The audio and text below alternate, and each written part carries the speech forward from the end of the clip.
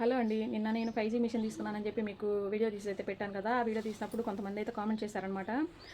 Cost ఎంత పడిందక్కా? Machine ఎంత cost పడిందని చెప్పి కామెంట్ చేశారు.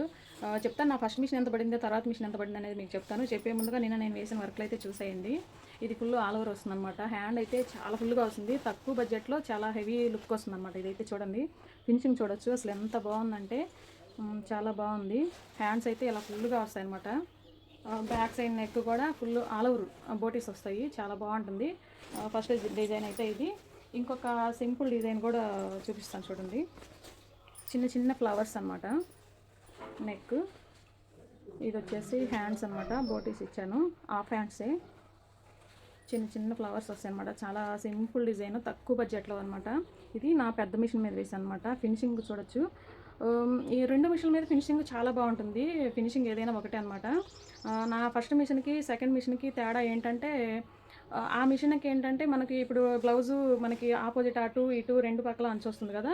అట్లా వచ్చిన వాటికి ఏంటంటే మనం ఫ్రేమ్స్ రెండు సార్లు మార్చుకోకుండా ఒకే దాంట్లో అయిపోతుందనమాట. ఇప్పుడు దీంట్లో ఏంటంటే మనం కంపల్సరీగా 2 సార్లు ఫ్రేమ్ మార్చుకోవాలి.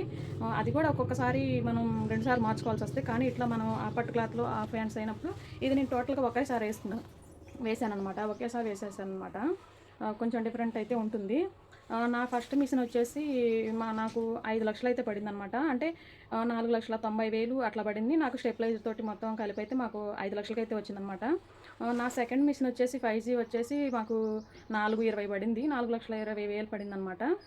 మేమైతే విజయవాడలో తీసుకున్నాము. చాలా బాగుంటుంది. మీరు తీసుకున్నారా? మీకు ఎంత పడిందనేది ఖచ్చితంగా కామెంట్ చేయండి. అంతే ఫ్రెండ్స్. బాయ్. నెక్స్ట్ వీడియోలో కలుసుకుందాం. Thank you.